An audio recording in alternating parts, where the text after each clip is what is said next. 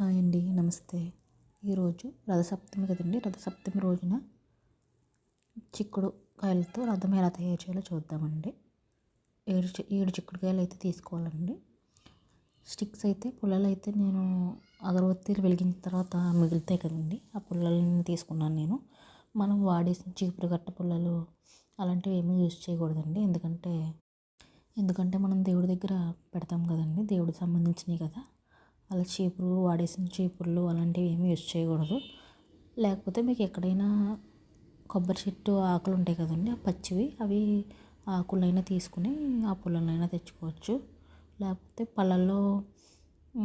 పళ్ళల్లో కుట్టుకోవడానికి కొనుక్కుంటారు కదండి చాలామంది టూత్ స్టిక్స్, వాటినైనా యూజ్ చేసుకోండి. కానీ వాడేసిన పుల్లల్ని ఇలాంటి వాటిని ఏమీ యూజ్ చేయకండి. తర్వాత జిల్లేడాకులు అయితే 7 జిల్లేడాకులు తెచ్చుకున్నానండి నేను.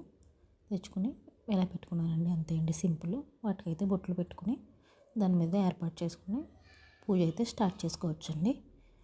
మీకు నచ్చినట్టయితే సబ్స్క్రైబ్ చేసి లైక్ చేయండి ఫ్రెండ్స్. ఈరోజు రథసప్తమి శుభాకాంక్షలు అండి. Thank you.